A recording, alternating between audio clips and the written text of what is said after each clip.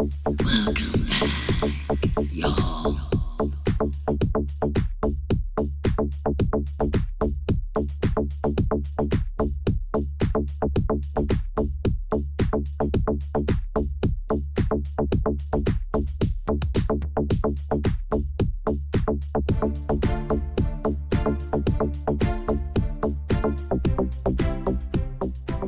Girl, this grass.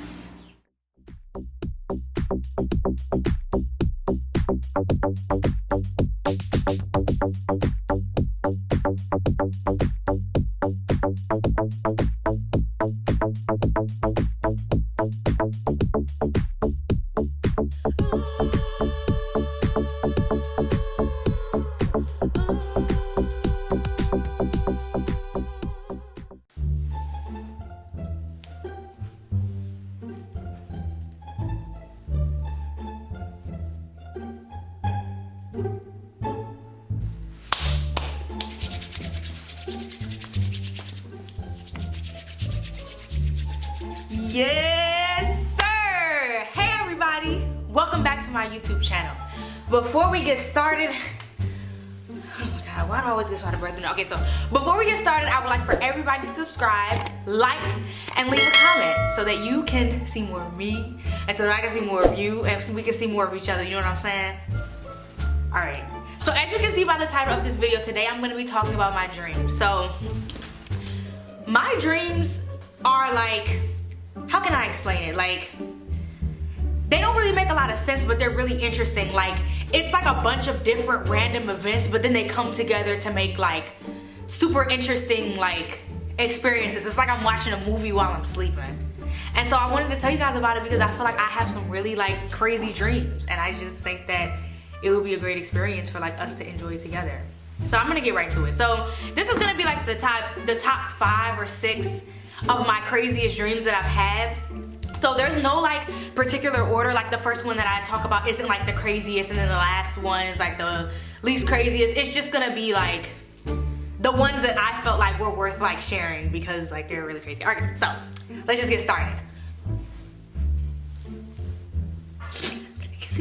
So the first one that I'm gonna tell you about is about me, my current boyfriend, and not my girlfriend, but my best friend. So the dream starts out with me meeting this guy who is soon to become my boyfriend. And I tell my best friend, I'm like, hey, can you go on a date with him and feel him out and let me know if he's, nice or not, so that I can like see if I want to pursue him. I would never do that in real life, but like in my dream, I'm out of my mind. So she was like, yeah, so I'll go out with him, like that's fine. And I was like, okay, cool. So she went on a date with him, and then like she reported back to me, and she was like, yeah, he's cool, you should definitely check him out. And I was like, okay, I'm gonna go check him out, girl, that's no problem. So then I flashed to me standing at a bus stop. So I used to take the bus on 93rd and Union. For everybody that's watching this video that's from Cleveland, 93rd and Union, and the 10 and the 15 used to come to this bus stop. But this particular time, the names of the buses changed. It was like the 2 and the 3 for whatever reason. So the bus pulls up, and instead of it being like the RTA or the MTA or the whatever TA it is in your state, it was a school bus. And so I was like, okay, I'm gonna get on the school bus. So he opens the doors and I get on the bus.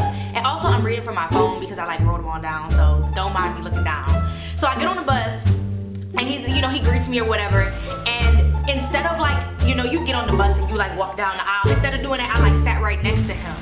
And then he like reaches under his seat and he gets a bottle of wine out. He was like, you want some? And I was like, yeah, sure. But I didn't have a glass, so I was like, I could just air drink it, it's no problem. So instead of him pulling off, he had the doors kind of like open a little bit, and there were these people standing at the bottom of the door, and it was all guys. Like, it was no girls. They was all trying to get on the bus. And he was like, I'm not letting them on the bus. And I was like, okay, that's fine. You don't gotta let them on the bus. So at this point, the guy is my boyfriend already. Like, he already became my boyfriend. There was no like transition. He already became my boyfriend. So he calls me, and his name on my phone was Daddy. So when he called me, like, I like dropped my phone, and it fell like to the bottom of the steps where the door was, where the people were waiting. And they was all looking at my phone like, who is that? Who are you? Who is Daddy? I'm like, y'all can get out my business or whatever. And so I picked my phone back up and I just answered it. And when I answered it, he heard the guys talking, and I was like, oh, don't worry about it. That's just, whoever whoever that is, don't even worry about it. So the guy closes the doors, and so we start to take off. And instead of like going down a regular street, we started going up this really big hill, like it was a roller coaster. Like, you know how the roller coaster is like clank, clank, clank, like as you're going up. That's how the bus sounded going up the street. And I was a little nervous, but I was like, okay, whatever. So then, fast forward, when I was talking to, you know, my boyfriend on the phone, he didn't know that my best friend, the one that he went on the date with, he didn't know that I knew her. And so I was like trying to give him the opportunity to tell me, like, you know, that he had went out with her, but he was trying to act like he didn't know what I was talking about. And I was like, you know, do you have anything that you want to tell me? Have you been out with anybody lately? He was like, no, I haven't been out with nobody, you know, don't even worry about it. And I was like, okay. I just kept that in the back of my mind because, you know, I don't fuck around and forget about nothing. So then I fast forward, and now I'm at Howard University. This is all the same dream. I'm at Howard University with my mom, and I look down on the ground, and there are these super big rats. They look like squirrels just running around. I was like, oh my God, the rats and the squirrels or whatever. That's what I'm thinking. And it was just really nasty. Like, it just looked like something from like Jeepers Creepers. Like the walls was like slimy, and everything was just really nasty, like everywhere. And then her and I started to walk up these stairs. So as we walk up the stairs, I lose her, right? And now it's like I'm walking through these like big corridors, and I'm just like walking around and looking. Then out of nowhere, these news reporters come out of nowhere, and they all like come up to me, and they're like, Brianna, we have to detain you right now because the person that you're dealing with, I'm not gonna say his name, the person that you're dealing with is a serial murderer. He's a serial murderer, and we have to detain you so that you don't, what did they say? Basically so that he doesn't hurt me. And I was like, oh my God, like, what are you talking about? He's not a serial murderer. He's my boyfriend. Like, I know him. You're not about to tell me about my boyfriend. They said that he was a criminal. He had met many women and had sex with them. And, you know, and if he had sex with me. So basically they were saying that, you know, he had met all of these women and had interactions with them and stuff like that. And, you know, he was gonna do the same thing to me. Like, basically he was gonna break my heart. And they even said that they felt like he killed a couple people, like, after doing research on him. And there was this one particular, like, news reporter that was telling me all of this. They was like, you know, his house was worth like 30 million. And he had like 15K in investments that he wasn't telling me about. And I was like, oh my God, like, I can't even believe that. So then I was like, oh my God, I have to find Bim. So for whatever reason, he was staying with my best friend at her apartment. So I went back to her apartment to try to like see if he was there, and he wasn't there. The only thing that was there was like his clothes. So I just like picked his clothes up and I like held him in my arms, and I was crying. I was like, why? Like, why would he do this to me? Like, where is he? What's going on?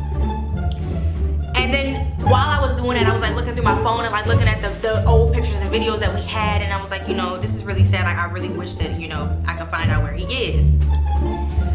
So now, fast forward. I'm walking down this street. It's a really desolate street, and then on like the left side of the street is this big store, and it's like a flower shop, but it's made of all glass, and it has like doors on all four sides.